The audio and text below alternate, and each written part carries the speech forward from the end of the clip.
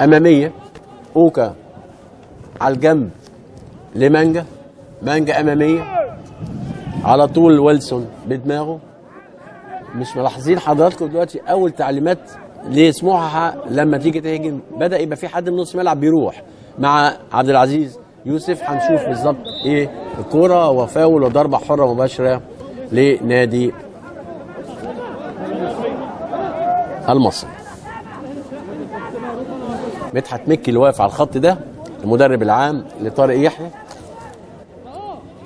وفاول صح وضربه حره مباشره لنادي سموحه. محمد صبحي وضربه حره مباشره لنادي سموحه.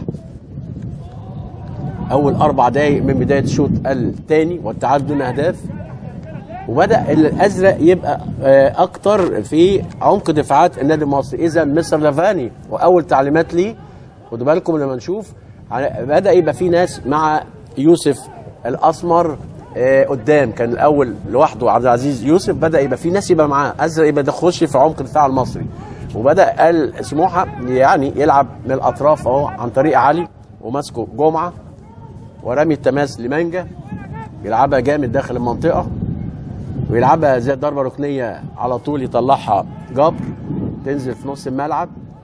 مغطي ابراهيم حسين الباك شمال، تتقطع كوره وعلى طول يمشي علاء شعبان وعرضيه نفس الكوره اللي ما حدش بيكمل، نفس الكوره ما حدش بيكمل من لعيبه خط وسط نادي المصري، ولو كملوا اكتر من مره هيلاقوها في رجليهم. انما يعني الاول 4 دقائق ديت فيها يعني حماس، فيها كوره، فيها شويه خطوره. هنشوف ايه بالظبط هذا اللقاء هيسفر عن ايه. انما حبه ال4 دقائق دول احسن من 45 دقيقه والوقت بدل الضايع اللي هو دقيقه في الشوط الاول. في حماس، في تسليم وتسلم، في ضغط في نص الملعب، في مروح هنا وهنا على حدود منطقه جزاء كل خصم. اذا في تعليمات مدرب وبدا اللعيبه تبدا تصحصح وتنفذ.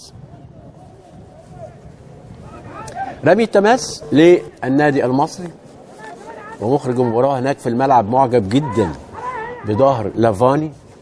وتتلعب الكوره بيوصلوا هنا سهل على فكره، بس تتقطع كوره وتروح على طول لعزب شعبان، لعزب بيلاقوا. بصوا في كام ابيض بيخش. الشوط الثاني هنشوف هل في ازرق بيروح زياده على مدافعين. المصري افضل اهو، ولمسه شد وضربه حره مباشره لنادي سموحه. ادي عبد الباري المليجي ومدير اداري سموحه، في الكابتن عاطف حنفي مدير الكوره، ومع لافاني مدرب حراس مرمى خالد، ومخطط احمد نيكولا، في مفيد خليل برضو ده العلاج الطبيعي هايل مفيد خليل ده، وفي طبيب محمد عبد الجواد، وادي الكابتن طارق يحيى ومدحت مكي وطارق السيد مدرب مساعد، وعادل المأمون مدرب حراس مرمى، والاداري محمد جابر ومجدي الالفي طبيب. الجهازين وداخلين على اول 5 دقائق من زمن الشوط الثاني، صحوه لكلا الفرقتين. وادي بصوا بقى بيبدا سموحه بدا في 3 اهو، كان الاول ده الراجل ده لوحده، بالتالي يبقى في تعليمات مدرب وبدانا نصحصح شويه. وبدا في ماجد يخش مع عبد العزيز، بدا غالي برضو يخش. هنشوف ادي ابراهيم حسين وعكسيه تروح لاحمد مسعود. احمد مسعود، كل ما اقول مسعود افتكر المسرحيه بتاعت سمير غانم. مسعود تتلعب الكره على طول اماميه وتروح لمحمد صبحي، كان طالع احمد رؤوف بدماغه يا دوبك يلمسها وتروح لمحمد صبحي. عاوز تاخد نتيجه من حماده يحيى واحمد رؤوف، شغل جنبين. الجنبين بتوع النادي المصري ما اشتغلوش خالص، لا داوودة ولا علاء شعبان بيشتغلوا تمريرات لجوه، ما بيروحوش لبره عشان يشيلوا. عشان كده سيد فريد واوكا مريحين شويه. وادي شكوى كده وداخل مانجا ومستضعف كده الناس، وخد فاول مانجا وضربه حره مباشره بيشاور عليها شريف عبد الله. هنا بقى تشاور، هنا حتتك، هنا الجهه بتاعتك كلاين زمان، انما تروح راجل في جوه هنا انت مالك. عموما ضربه حره مباشره الا اذا كنت متاكد يعني مانجا، وضربه حره مباشره لسموحه. يلعبها حلوه قوي، غمزه غمزه غمزه غمزه جميله من ابراهيم عبد الخالق، واول خطوره لنادي سموحه في المباراه بالكامل. يعني حتى الشوط الاول وحوالي 6-7 دقائق في الشوط الثاني، واول كوره اهو لسموحه يغمزها بدماغه خلفيه ابراهيم عبد الخالق، وتبقى ضربه مرمى للنادي المصري. شكل الشوط الثاني هيبقى احسن. تتلعب الكوره وماجد ماشي، تتقطع وتنزل في نص الملعب للمصري، يلعبها على الجنب على طول لعبد الرؤوف احمد رؤوف. يا سلام يا ولد لو جبتها، انما عندك انكار ذات، وادي بتجي لك مره ثانيه. ياه كان ممكن يعمل، انما داوود اهدر فرصه، وتروح الكره مره ثانيه ناحيه الشمال وبيعملها لنفسه، هتطلع فين وهيصفر ايه؟ وصفر ضربه ركنيه، ضربه مرمى على حماده يحيى. اخطر كرة في المباراه قبليها ابراهيم عبد الخالق غمزها بدماغه، وهنا احمد رؤوف خدها. يا سلام لو بص هناك، انما لعب على المضمون، ما كانتش مضمون. عم داوود لعبها اي كلام وعاوز يرجعها تاني مره تانية. لعبها حلو قوي رؤوف، لعبها حلو قوي، انما يبدو ان جت على الشمال، انما ريحها حلوه كده، اضمن قدامه الجون واسع، وفرصه هدف تروح من نادي المصري بعد 6-7 دقائق كده من زمن الشوط الثاني. وكانت في فرصه لسموحه بضربه راس خلفيه لابراهيم عبد الخالق. الشوط الثاني ال8 دقائق اللي اتلعبت افضل كتير جدا من 46 دقيقه اللي اتلعبت، وفي هنشوف اهداف ادي يحيى بيروحوا زي ما عاوزين، مفيش حد بيضغط، انما بيمرر متاخر وتصويبه. اذا المصري له خطوره، ولكن مفيش تعاون وتصويبه من محمد عادل، وضربه مرمى لنادي سموحه اللي لازم ياخد باله من الهجمات اللي فيها ميزه. الابيض بيبقى كتير ساعه الهجمه، بص كم واحد ابيض في عمق دفاعات سموحه ما بتعملش كده، عاوزه زياده عدديه ما بتعملهاش الا يمكن عن استحياء في الشوط الثاني، بس ما بيكملهاش. هي دي المشكله بتاعه نادي سموحه. تتلعب ضربه المرمى وعلى طول ترد في نص الملعب، يقطعها ابراهيم حسين، يمشي ابراهيم عبد الخالق، تطلع بره الملعب من السيد عبد العال، بره الملعب رمي التماس لسموحه. الفرقتين بيهاجموا بعض، ولكن المصري هو الاخطر، ورمي التماس لنادي سموحه وابراهيم حسين. في تغيير ولا في ايه؟ هنشوف. في لعيب ماسك ايده السيد عبد العال ان شاء الله يوم سليم، و يقول العب اهو مفيش حاجه. رمي التماس تتلعب لابراهيم عبد الخالق، تتخطف من ابراهيم، ياخدها محمد عادل، رجليه كويسه وسريع ويتزق، انما لسه واقف على رجليه عادل. وعبد الخالق ياخدها ابراهيم حسين ويديها لعبد الخالق، وعبد الخالق لعادل، كل واحد بيتخلص منها. واوكا على طول اماميه، تنزل عند محمد جابر، تروح لويلسون يلعبها على طول لجابر مره ثانيه. المصري بيحاول، وسموحه بدا يقف مره ثانيه، انما لسه بدري قوي على الكلام في هذا اللقاء الغريب جدا. 9 دقائق من زمن الشوط الثاني، ولقاء غريب. تخاف تقول مين احسن، وتخاف تقول مين هيتفوق، وحاجات غريبه جدا، لان لغايه دلوقتي الاداء على فترات واجتهادي. انما واضح جدا ان احمد رؤوف عاوز يعمل حاجه، واخد طرف شمال وبدا يلعب على الارض، وهو راجل بتاع هوا.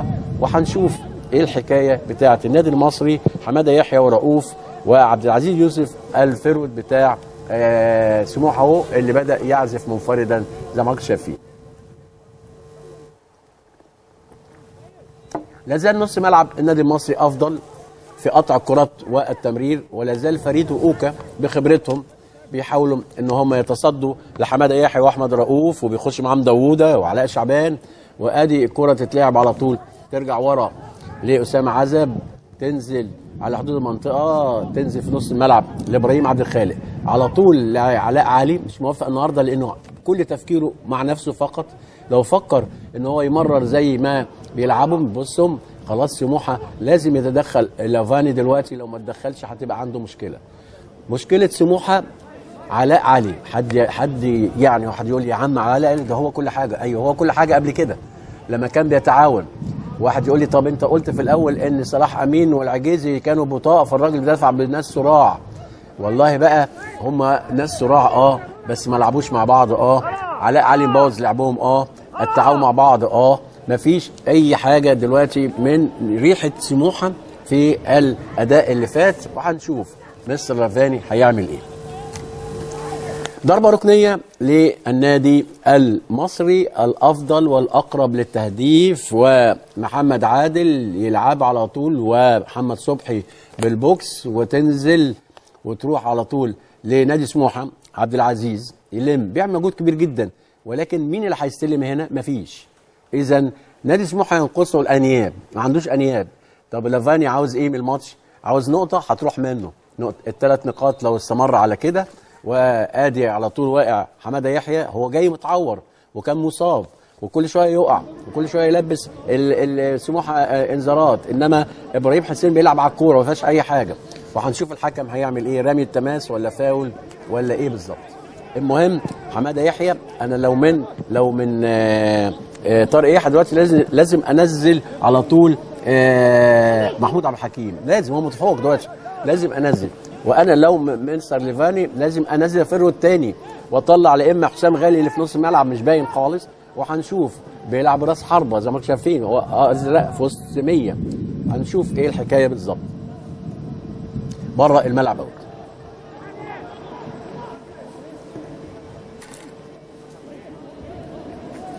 دقيقة 13 تقريبا من زمن الشوط الثاني، والتعادل بدون اهداف، والمباراة بتتجه الى النادي المصري ان لم يكن سموحة تعود مرة ثانية الى رشدها.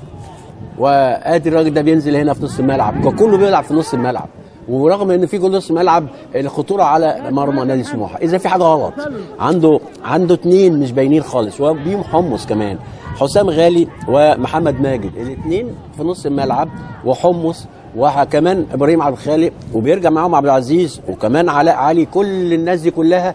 وعلاء هو بقى ايه اللي عاوز يبقى اللقطه بتاعته، مش هينفع على طول. تاخدت منه الكوره اهو، وهجمه الله على اللمه باللفه، اللمه باللفه حلوه قوي قوي من عم حماده يحيى يلعبها، انما التمريره لمسه وحشه، يقطع على طول احمد حمص، وتروح له الكره مره ثانيه يسيبها تروح ناحيه الشمال، وداخل على طول سيد عبد العال بفاول، وضربه حره على طول لنادي سموحه. ضربه حره لنادي سموحه ضد ابراهيم عبد الخالق اللي ماسكه السيد عبد العال، وشكلها في انذار كده بقول له قوم، والسيد عبد العال وانذار.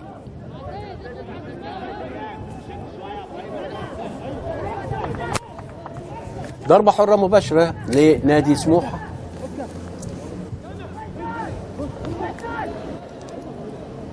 وانذار لسيد عبد العال، وتغيير لنادي سموحه رقم 18 اسلام عبد النعيم. اكيد هينزل لا اما مكان حسام غالي او محمد ماجد، هنشوف. اسلام عبد النعيم بيستعد عشان ينزل، اكيد ما بين يعني ماجد او ينزل مكان حسام غالي. ما عملوش حاجه الاثنين، تروح الكوره على طول ورا، تنزل عند صبحي، حرم ان هو يرقص على طول، شال محمد جمعه بدماغه بره الملعب. اول التغيير الاول لنادي سموحه، هيطلع الراجل الغلبان اللي جري جامد قوي اللي هو عبد العزيز يوسف، وهينزل اسلام عبد النعيم. اول تغيير اسلام عبد النعيم، ظلموا الراجل ده، هو جري جري جري جري لغايه لما طلع، وادي عبد الباري هو بيقول له معلش ظلمناك، ونزل سيد عبد النعيم. هنشوف يعني واجبه ايه، وادي ناس بتسخن. اول تغيير في المباراه لنادي سموحه، نزل اسلام عبد النعيم مكان عبد العزيز يوسف. اذا لافاني عاوز ياخد نقطه ويروح، وربع ساعه من زمن الشوط الثاني والتعادل الاهداف. شكل لافاني عاوز ياخد نقطه ويروح، شكل طارق عاوز ياخد 3 نقاط. هنشوف لو لافاني استمر على كده صعب انه ياخد حاجه، لازم يهاجم. وادي ابراهيم حسين يعليها وتنزل مكانه مره ثانيه، وعلى طول حماده يحيى في الدقيقه يعني 16 من زمن الشوط الثاني كاد المصري يعني يتقدم. بصوا بصهم انما يعني فيها نوع من التوفيق وعدم التوفيق. ادي حماده يحيى وفرصه هدف. اذا المصري الاكثر خطوره، الاكثر تنظيما، الاكثر يعني قرب من التهديف. ودورة ثانية من ويلسون وغارات مستمرة من النادي المصري وعدم توفيق، وكورتين بجوار القايم زي ما حضرتك شايفين، واحدة لويلسون وواحدة لحمادة يحيى، وكان شايلها أسامة عزب. حلوة حلوة حلوة. عبد الحكيم لازم ينزل في الوقت ده عشان يقدر يظبط القعدة شوية، ولازم مستر ليفاني يشوف له فرودين لازم يهدد بيهم نادي سموحة. هنشوف ايه الحكاية بالظبط في هذا اللقاء. التعادل يعني سيد الموقف زي ما بيقولوا الناس، ولكن مش هيبقى سيد الموقف بالمنظر ده. وعلاء شعبان يطلع كوره بره الملعب. رمي التماس للنادي المصري الذي تفوق في الشوط الثاني تماما على نادي سموحه، وجات له فرصتين فيهم سوء حظ او عدم توفيق، واحده لحماده يحيى والثانيه لويلسون من ضربه ركنيه. ادي ويلسون بكعب يلعبها لجبر، والمصري امتلك الزمام. الامور على مستر لافاني، لازم يشوف له حل دلوقتي ان المصري خلاص خد ثقه. وهنشوف ايه بالظبط. الكوره توصل لمحمد صبحي يلعب على طول ويتنزل لمحمد ماجد تطلع بره. بص تقين قوي يعني، مش ممكن. ده راجل زايد 10 كيلو يا جماعه، مش ممكن يعني. ده زي ما يكون بيبطل، ده لسه نازل، ده لسه ناشئ يعني. ازاي ينزل بالكيلوهات الزياده دي اللي عنده دي؟ انا ما اعرفش الصراحه يعني. ممكن يكون لعيب كويس قوي بس مش ممكن، ومش قادر يتحرك. ويلسون يعليها وتطلع بره الملعب اوت. 18 دقيقه من زمن الشوط الثاني، وفرصتين للنادي المصري الافضل في الشوط الثاني، وتغيير لسموحه. ينزل اسلام عبد النعيم مكان عبد العزيز يوسف، وما نعرفش مين اللي هيبقى سنتر فيرود لسموحه، لان الفراوده بتاعته كلها يعني لا اما موقوفه لا اما يعني مش في الخدمه. وهنشوف بالظبط الراجل ده هو اللي نازل قدام مين هيبقى راس حربه. هل هو اسلام عبد النعيم؟ وتتلعب كوره عند علاء علي. علاء والله كويس بيمرر اهو لحمص، وحمص يلعبها لمانجا، ومانجا يلعبها على طول عرضيه يطلعها محمد جبر في نص الملعب. في مهاره على فكره في النادي المصري افضل من مهارات نص الملعب. بصوا للنادي المصري يعني في عنده مهاره في نص الملعب، بيمسكوا الكوره بيقدروا يلاقوا بعض. وبصراحه يعني عشان ما حدش يزعل مني ولا مهندس فرج ولا اي حد، يعني ايه ان المصري افضل من سموحه في الشوط الثاني بالاخص، والتعادل اهداف وفرصتين راحوا. ولا زال سموحه يعاني من العقم في الهجوم مش التهديف. في فرق بين عقم تهديف وعقم هجوم، ده ما بيهجمش خالص. ولا زال لافاني يعني بيلعب على النقطه ولا ايه؟ هنشوف ايه الحكايه. والتعادل بدون اهداف. تنزل الكره في نص الملعب لنادي سموحه على طول ناحيه الشمال عند ابراهيم حسين. حمص علاء علي ما بيفكرش ابدا في حد، علاء علي ما بيفكرش ابدا في حد.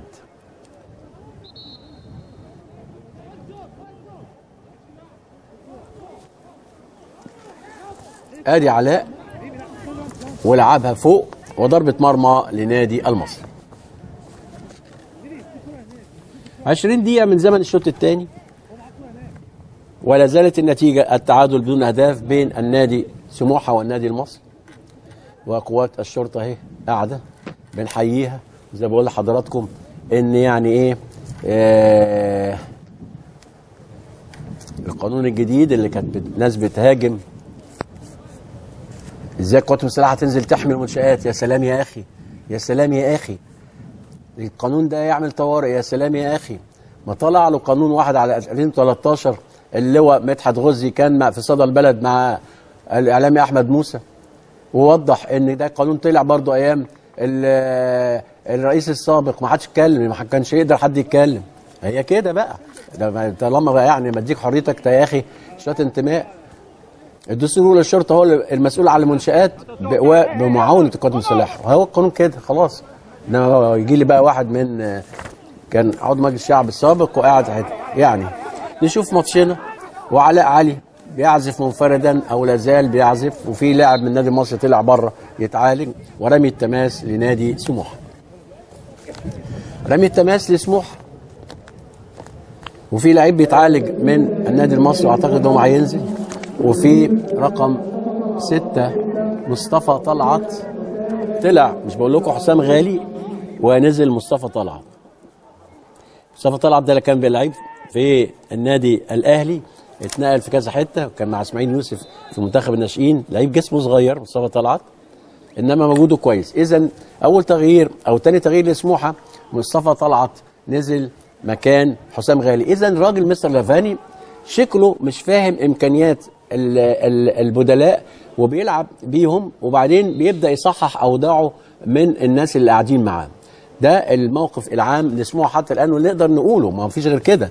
يعني هو نزل بحسام غالي ونزل بمحمد ماجد وعبد العزيز يوسف، ما كانوش بيلعبهم ايام حماده صدقي، مش ما كانوش عشان وحشين، لا ما كان الراجل بدا بيغير.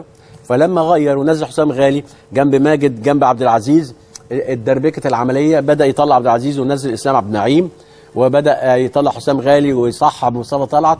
هو يبقى كده هو تايه عن التشكيل الاساسي لفرقته. اما طارق يحيى فهو عارف فرقته لانه بادي معاهم من اول الموسم، عكس لافاني اللي لسه جاي عليهم ضيف. في واقع على الارض اهو الباك الشمال محمد جمعه، وفي تغيير ولا ايه بالظبط هنشوف، وفي كلام من طارق يحيى اهو، يعني بيتكلم الراجل ده هينزل ولا هنشوف ايه بالظبط. هنشوف ايه، محمد خليفه ده هينزل رقم 11، وادي ايه بيلعبوا شد حبل باين ولا ايه، ادي رقم 11 خليفه هينزل مكان مين، هنشوف خليفه هينزل مكان مين.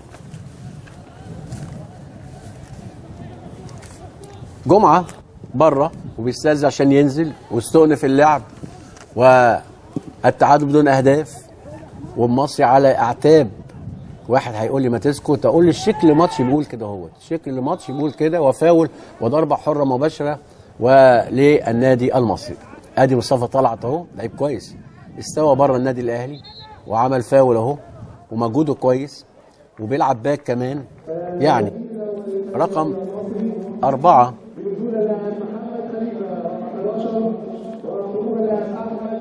داوود هيطلع وينزل رقم 11 محمد خليفه. تنشيط لطارق يحيى، محمد خليفه ينزل ويطلع داوودة.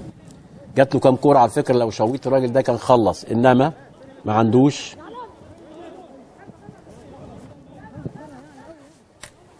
تتلعب الكوره والتغييرات بدات تنشط هنا وهنا، ونص الملعب ملك للنادي المصري ويلعب بيحاول الاطراف، انما الباك الشمال ابراهيم حسين باك كويس، وتطلع كوره بره الملعب اوت.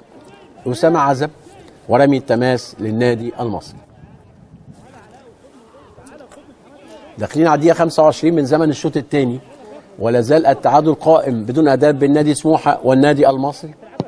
وتتلعب الكره على طول اماميه، وويلسون يلعب الكره بدماغه وهيقوم، ما فيهاش اي حاجه، هو اللي طالع وراكب، ما فيش اي حاجه. ورمي التماس لنادي سموحه طالع عالي اهو عند علاء علي، خده ومشى بيه صحيح، انما لازم تطلع، لازم تعرف هتنزل ازاي. تطلع كوره بره الملعب اوت. 70 دقيقه يعني 25 دقيقه من زمن الشوط الثاني. هل الوقت يسرق طارق يحيى؟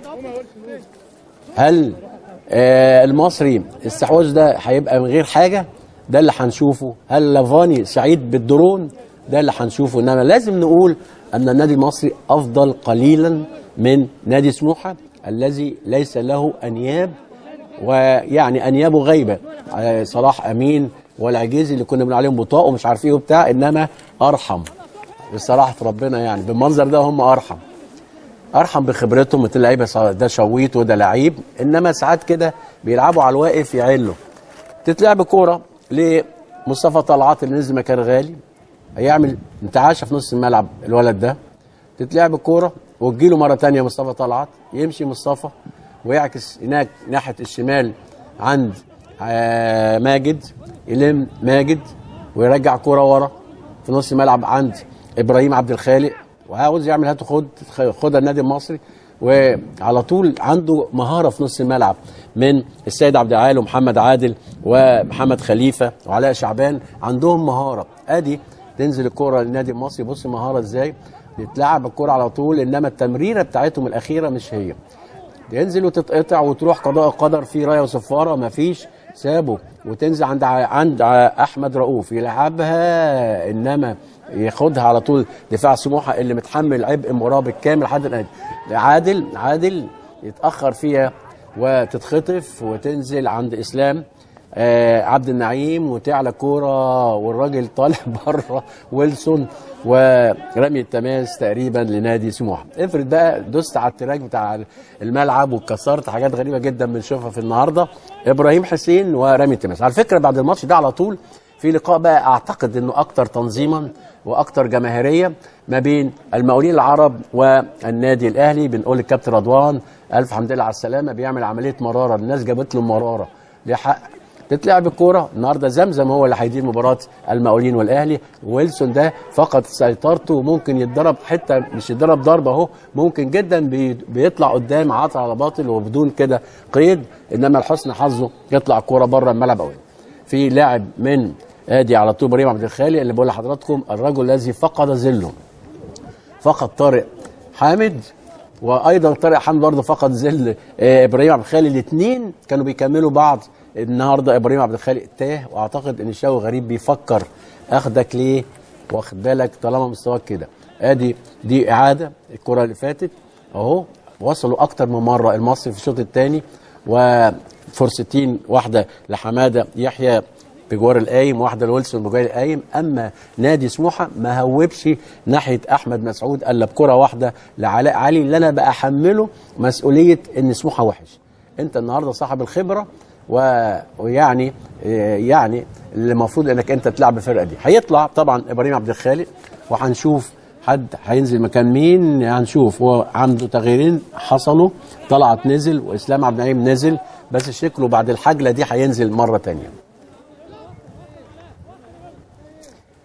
تتلعب هينزل اهو، وتروح الكوره لويلسون على طول اماميه، يحيى يلعبها لاحمد رؤوف. بدا الاثنين فراوده بتوع المصري يبانوا في الشوط الثاني. رؤوف اهو، وانذار لاوكا، انذار لاوكا. ضربه حره مباشره على حدود المنطقه للنادي المصري، وحماده يحيى بيقول له مالك، قال له خبطني تحت عيني اهو. خدوا واحده كده اهوت، يعني ايه فعلا قصدها، هو كان عدى منه خلاص، قال له لا ما تعديش، يا ريتك كنت تعمل كده مع المنتخب، الراجل ما كانش عدى. وضربه حره مباشره لنادي سموحه. من اللعيبه الكويسه اوكا، بس اي بطيء، بيلعب بالتوقع، بس ساعات بقى تتوقع ما تلاقيهاش. ضربه حره مباشره وكونسولته ما بين عزب وما بين محمد جمعه، وطبعا حماده يحيى واحمد رؤوف مستنيينها، وحيطه من حمص وابراهيم حسين ومصطفى طلعت واسامه عزب، وتتلعب فيها فكر، انما دخلت في وسط سيقان وعاليه الناحيه الثانيه، ورايا وصفاره، وضربه حره غير مباشره على محمد خليفه.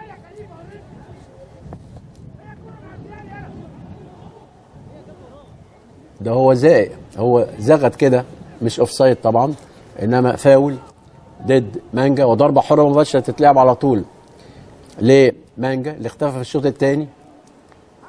تروح الكره ناحيه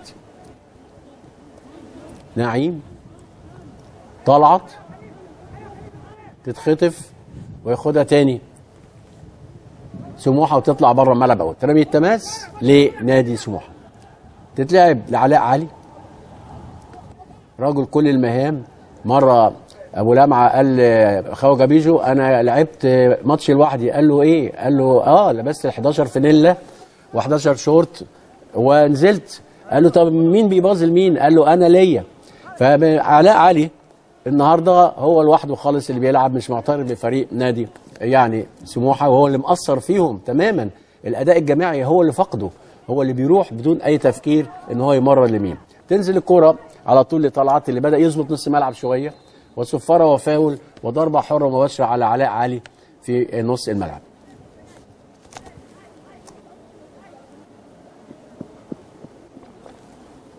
مفيهاش حاجه طبعا.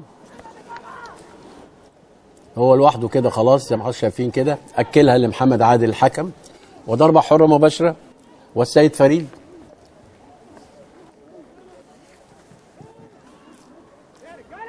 ينزلها لعلاء عبد الخالق، لعلاء علي، يلم علاء ويلحقها،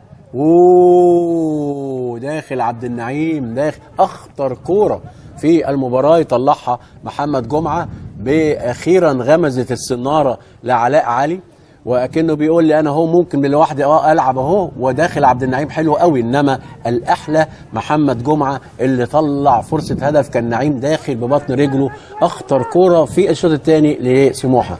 ادي على طول الدكتور محمود عبد الحكيم بينزل يهدي اللعب او يسرعه او ايه بالظبط، وضربه ركنيه لهدي اللعب. ايه ده؟ عاوز لازم يسرع مانجا، والضربه ركنيه وطلع غلط عم ابو السعود. وحاجه غريبه جدا في اللقطه اللي فاتت ديت، يا ريت الكابتن شوبير يجيبها، ابو السعود طلع بره جون، واكن يعني ايه سنتراف هيجيبها بالظبط، ولحسن حظه سنتراف جابها وطلعها مره ثانيه ضربه ركنيه. ضربه ركنيه للنادي المصري. بصوا هو طالع ازاي، بص غلط غلط خالص. دي الاولانيه دي هتتعاد الثانيه اهي، هنشوف واقف فين، طالع برده غلط خالص.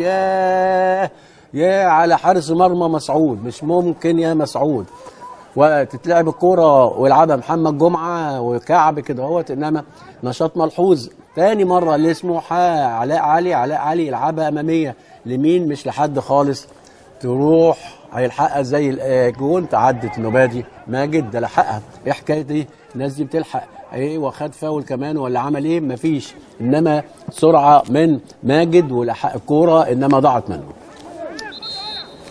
تغيير محمود عبد الحكيم، هيطلع علاء شعبان وينزل محمود عبد الحكيم.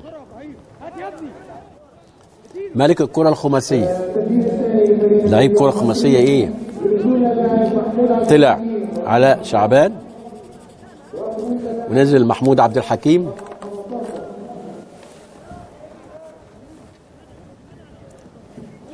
التغيير الثاني للنادي المصري، خروج علاء شعبان ونزل محمود عبد الحكيم. يقطع ويلسون، سنتراف كويس على فكره، بس خط ظهر النادي المصري مفتوح على فكره، خلي بالكم خط ظهر النادي المصري مفتوح، اي اتنين فراوده يعدوا، انما ما فيش الا واحد فرود والتالت علاء، وبقول له سيبها لي بقى، يقول له طلعت، يقول له انا ممكن، يقول له لا سيبها لي بقى، انا ايه اللي هجيبها، انا صاحب الكره النهارده وانا اللي ممكن ايه يعني ارجح كفه النادي سموحه. ضربه حره مباشره، وفريد اهو بيتعالج، وبلافاني بيقول بيعملوا ايه الناس دي، وضربه حره مباشره لنادي سموحه. ممكن تعلق كره زي دي، وهنشوف علاء علي هو اللي هيشوط ولا هيشيل ولا هيمرر. علاء علي ضعيفه جدا في ايد احمد مسعود. داخلين على الدقيقه 35 من زمن الشوط الثاني، معنى كده ان سموحه ممكن تاخد نقطه وممكن تاخد نقطتين.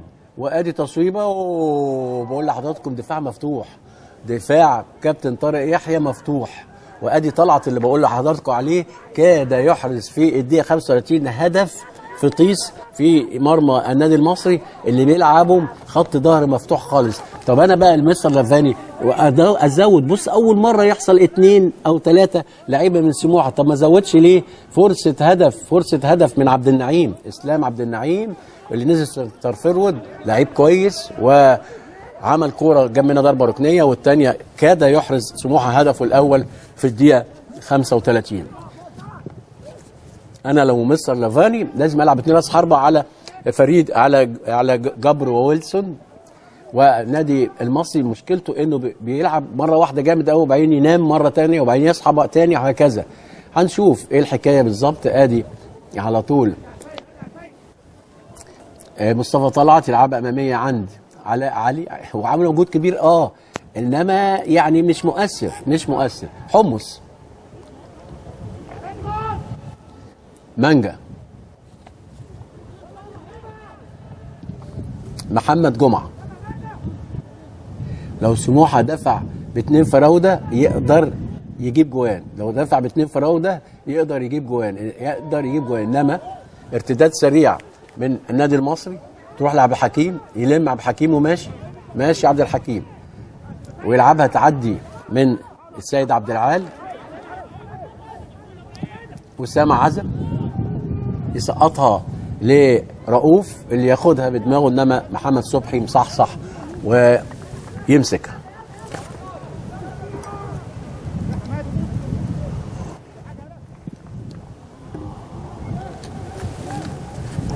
تتلعب الكوره، ونشاط ملحوظ لسموحه اللي ممكن يخطف، بقول لحضراتكم ممكن يخطف دفاع مفتوح في النادي المصري، شايله ويلسون بس، انما لو شويه تركيز هجومي وزياده عدديه في عمق دفاع النادي المصري ممكن سموحه يخطف. في لعيب واقع على الارض اهو، وان شاء الله يقوم سليم. ما ننساش بعد هذا اللقاء زي ما بقول لحضراتكم، او محمد جمعه اهو، لسه المصري عنده تغيير، هنشوف هيعمل ايه الكابتن طارق. ماتش المقاولين العرب مع نادي الاهلي عقب هذا اللقاء، وانا بنلعب في الدقيقه 37 من زمن الشوط الثاني، والتعادل بدون اهداف.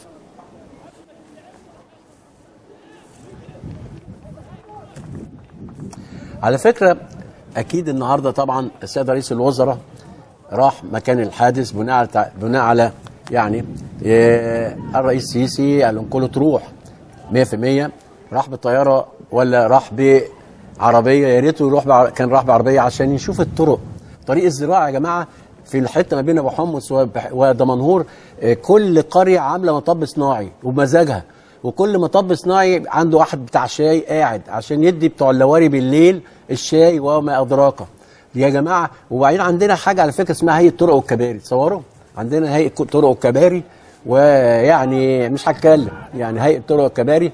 ويا ريت طبعا المهندس محلب هو مهندس ويفهم كويس قوي، اللي هو شاف النهارده الطريق ازاي عند ابو حمص وعند ابو علي وعند كده. لازم يعني الصراحه ثوره كده هوت، المقصر يتحاسب. مش هنجيبها على المرور لوحده، انما نجيبها على الطرق، وهنجيبها على المرور، وهنجيبها على سلوكيات السواقين، سلوكياتنا احنا كمان يا جماعه، سلوكياتنا دي اهم حاجه. الراجل زن على الراجل رماه في الحاره الثانيه، ده ضمير ده. ساتر يا رب، يا ساتر يا ساتر. تتقطع كوره وعلى طول لنادي مصر اماميه. اوكا بيلعب بمخه زي ما حضراتكم شايفين كده، بيقدر يحضن كويس، بيقدر يسيطر على الكوره كويس، وخدها مره ثانيه ويلعبها في نص ملعب لعبد الخالق، انما ضغط تطلع الكوره بره الملعب اول. سعيد قطه، فاكرين قطه؟ قطه ده يعشش في قلب نادي الزمالك وما لعبش، يعني قال بسيط جدا. قطه بيستعد، هل يخربش بقى في نادي سموحه ولا ايه؟ هنشوف. قطه واحنا في الدقيقه 84 من زمن المباراه، قطه سعيد قطه بيستعد عشان ينزل. هينزل مكان مين؟ ده اللي هنشوفه. وادي محمد ماجد بيتكلم، وادي الضربه الحره المباشره تتلعب على طول، كل كره تنزل على طول. محمود عبد الحكيم يلم، انما على طول اول ما ينزل عبد الحكيم المدرب الثاني يقول لهم على ده، انما عدى الراجل وجاب منها ضربه ركنيه وفاول ولا ايه؟ هنشوف. في شبه كده في جريته من ابن الكابتن عبد الرؤوف حكم الدولي الكبير ياسر عبد الرؤوف، انما لما تقرب بقاش ياسر. ادي محمود عبد الحكيم بقول لهم سيبهولي، وادي فاول صح من ابراهيم حسين، وضربه حره مباشره لنادي سموحه. احرج لحظات المباراه 40 دقيقه من زمن الشوط الثاني، وباقي على انتهاء الشوط الثاني والمباراه حوالي 5 دقائق. اي هدف يجي صعب تعويضه، هنشوف ايه الحكايه بالظبط. وضربه حره مباشره للنادي المصري، ومحمود عبد الحكيم واثنين مستنينا بيجيدوا العاب الهوا، حماده يحيى واحمد رؤوف. حد على ال 18 بره يستنى، ولا دفاع سموحه ومحمد صبحي هو اللي ينهي هذه الكوره تتلعب؟ وفعلا على طول والكوره تتلعب، وصفاره وباين ضربه جزاء. صفاره وضربه جزاء على مانجا، صفاره وضربه جزاء على مانجا قاعد يلطش شمال ويمين من الصبح. لو هنشوفها هنلاقيها حجزه. هنشوف ضربه جزاء للنادي المصري. وبص حضراتكم الكره اتلعبت، عدى الراجل اهو، قال له رايح فين؟ ده اوكا اللي شد، اوكا اللي شد فعلا، طلع جون وتسبب في ضربه جزاء. بس عندهم بقى محمد صبحي بيصد ضربات جزاء كويس. لحظات حرجه جدا في الدقيقه يعني 41 من زمن الشوط الثاني، والهدف الاول للنادي المصري، الهدف الاول للنادي المصري في الدقيقه 41 من زمن الشوط الثاني. على طول هدف جميل من احمد رؤوف هداف. كم هدف يا جماعه؟ احمد رؤوف، وهدف من ضربه جزاء، هدف صعب تعويضه. النتيجه نقدر نقول ان المصري يعني اللي هو الافضل، وضربه جزاء وتغيير. هنشوف مين اللي نازل مكان مين. هيطلع احمد رؤوف وينزل رقم 5 من النادي المصري اسلام صلاح.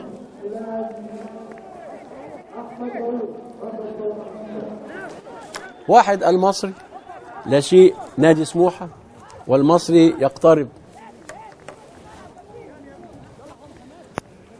من ال3 نقاط. ورؤوف بيقول لي على طول كده بدوي سعد عنده 6 أهداف. 6 أهداف، وادي تغيير متأخر قوي. احمد شكري هينزل مكان مين؟ هنشوف. هيطلع، المهم نزل احمد شكري مكان علاء علي تقريبا. واحد ابراهيم حسين، طلع ابراهيم حسين الباك الشمال ونزل احمد شكري، تغيير اضطراري. وهدف لنادي المصري من ضربة جزاء في وقت قاتل. سموحه طبعا هتهاجم دلوقتي. بص حضراتكم بقى، غريبه جدا. طب وحد كان ماسك حد ما اعرفش. طبعا ده اللعيبه هي اللي هتتحمق لوحديها، مش كلام مدرب اللي بيحصل ده. سموحه عاوزه تتعادل وفي امكانها تتعادل، واخد بال حضراتكم، وقال ضربه جزاء. اذا طالما انت عندك المقدره انك تهاجم بالمنظر ده وعندك الحمقى، هل الراجل ده هو اللي منعكم ولا هو قال لكم وانتم ما عرفتوش او ما نفذتوش، او الهدف اللي جه اثار يعني حافظاتكم، ولا ايه بالظبط؟ كره مصريه غريبه جدا. سموحه بدا ينقلب ناحيه هجوميه وممكن يكلفوا هدف تاني ولا ايه، هنشوف. والمصري بهدف من ضربه جزاء صحيحه لاحمد رؤوف يحطها ويبقى عنده 6 اهداف، ومفيش اوفسايد ولا في ايه، ورايه وصفاره وضربه حره غير مباشره لنادي سموحه. هنشوف كام دقيقه وقت بدل ضائع هيحسبهم محمد عادل حكم اللقاء، ويعني عنهم صبري ابراهيم.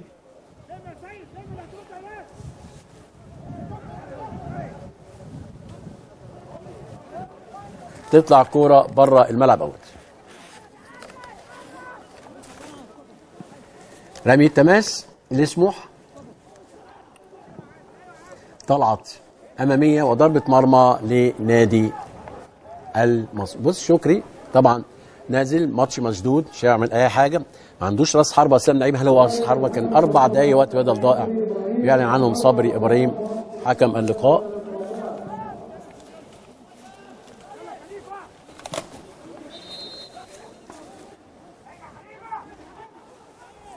صربعه هجوميه لنادي سموحه بعد الهدف اللي جه في مرماهم. بنلعب في الدقيقه الاولى من الوقت البدل الضائع لمدته 4 دقائق، والمصري هدف للا شيء. احرز الهدف احمد رؤوف في الدقيقه 41 من ضربه جزاء. بعدها تحول سموحه الى الناحيه الهجوميه بنفس اللعيبه هم.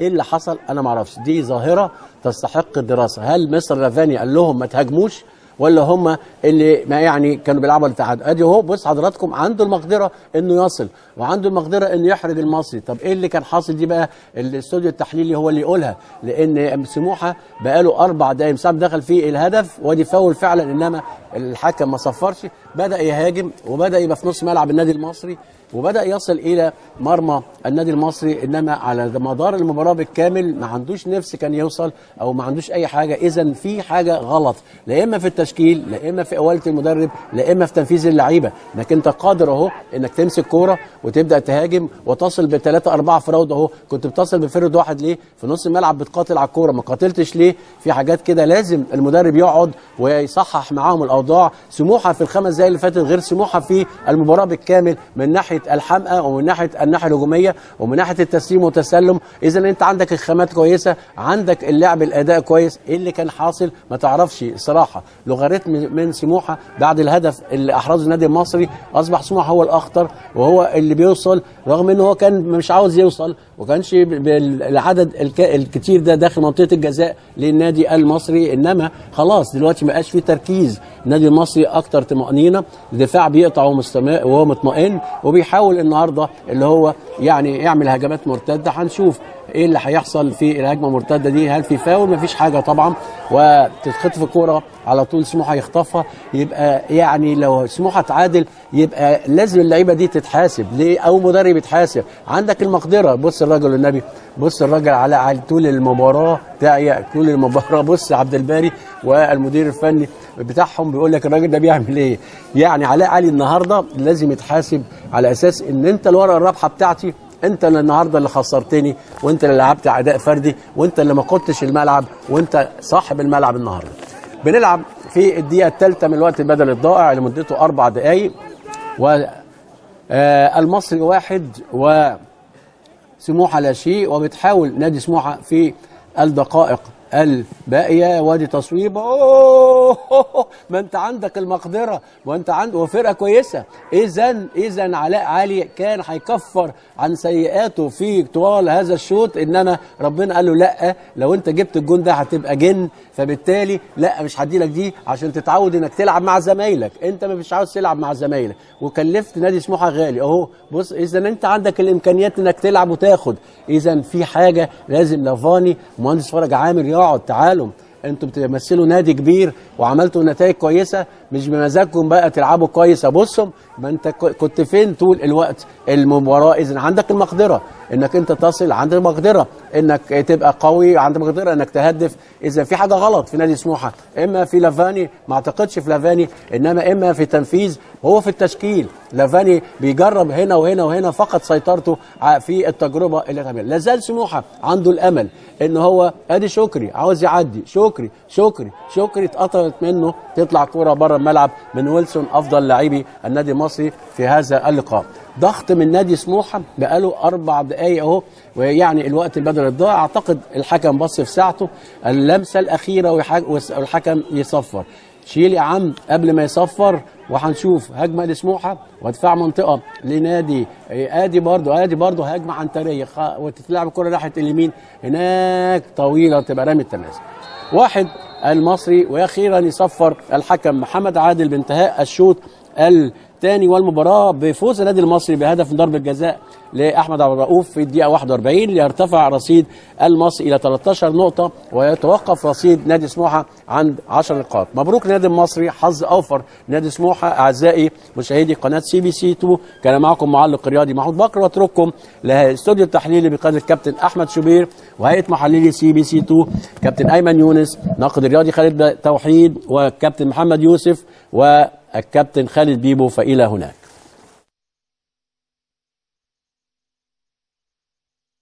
شكرا لمعلقنا الكبير كابتن محمود بكر وزميلنا العزيز رامي باجت. اذا المصري حقق المراد وفاز ب3 نقاط. 3 نقاط تعني الكثير والكثير، وبالغيظ في محمد يوسف. سموحه لم يسجل والمصري هو اللي سجل هدف من ضربه جزاء اعتقد صحيحه بنسبه 100%. كابتن ايمن الشوط الثاني غير الشوط الاول خالص، والمصري افضل والمصري احسن والمصري اضاع، وصل اكتر من مره وكاد ان يسجل. يمكن ما فيش غير في الثواني الاخيره من المباراه. هستاذنكم هنتكلم عن المباراه دي بعد ما نروح لفاصل، نتكلم على الاهلي والمقاولون العرب لانها الاكثر جماهيريه، ثم نعود بعد المباراه نتحدث على المباراتين.